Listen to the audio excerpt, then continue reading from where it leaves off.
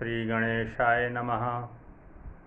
वंशी विभूषित करानवनीरदाभात् पीताम्बरादरुणबिम्बफलाधरोष्ठात् पूर्णेन्दुसुन्दरमुखादरविन्दनेत्रात् कृष्णात् परं किमपि तत्त्वमहं न जाने।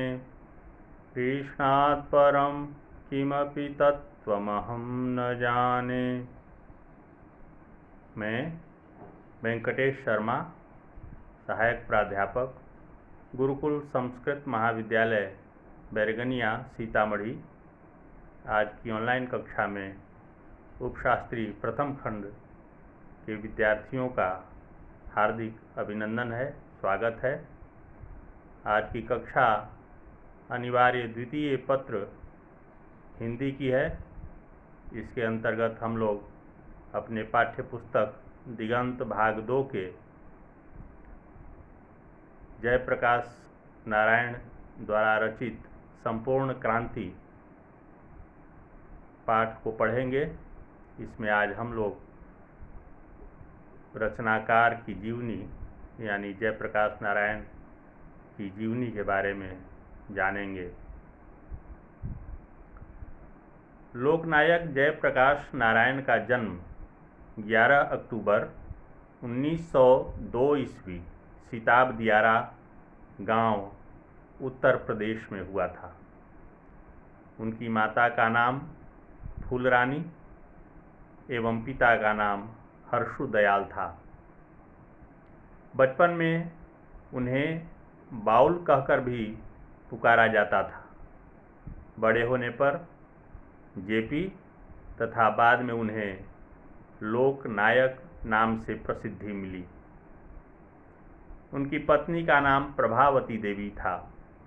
प्रभावती देवी प्रसिद्ध गांधीवादी ब्रजकिशोर प्रसाद की पुत्री थी। आरंभिक शिक्षा उनकी घर पर ही हुई। बाद में पटना कॉलेजिएट में उनका प्रवेश हुआ।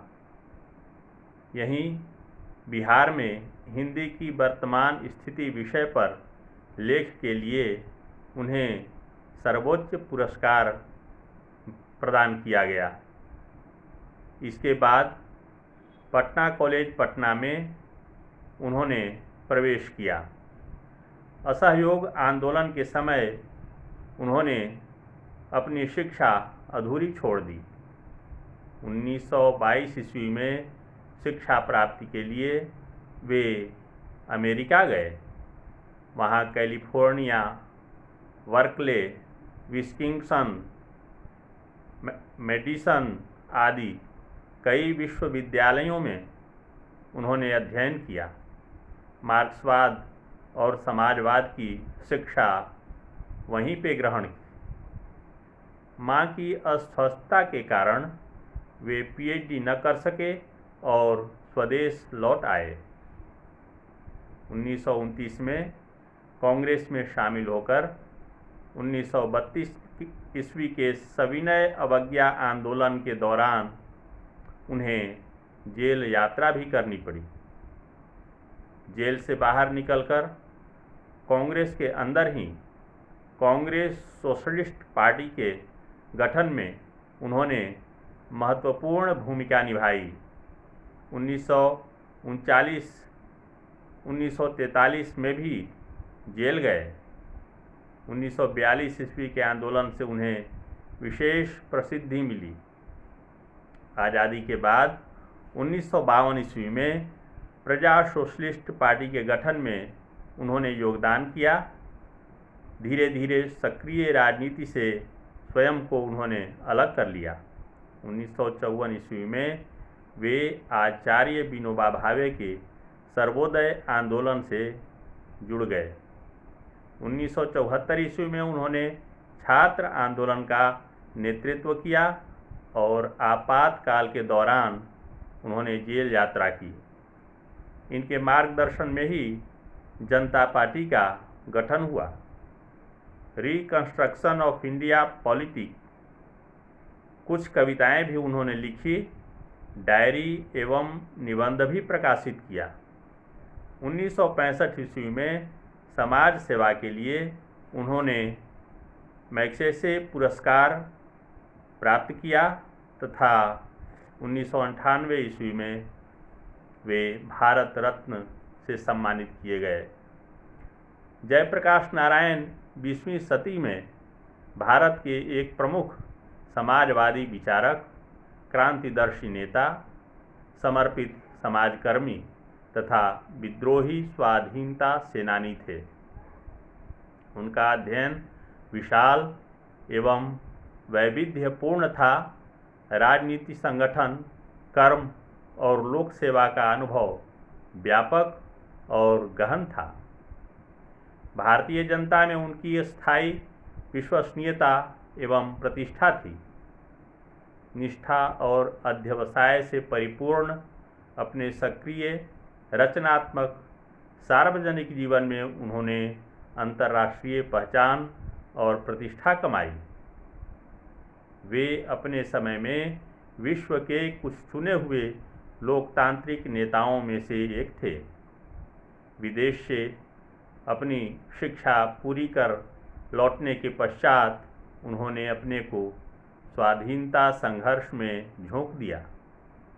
स्वाधीनता संघर्ष में उनकी भूमिका क्रांतिधर्मी थी। स्वाधीनता प्राप्ति के पश्चात उन्होंने सत्ता केंद्रित राजनीति के बदले अपने लिए लोक केंद्रित रचनात्मक राजनीति और समाज सेवा का मार्ग चुना।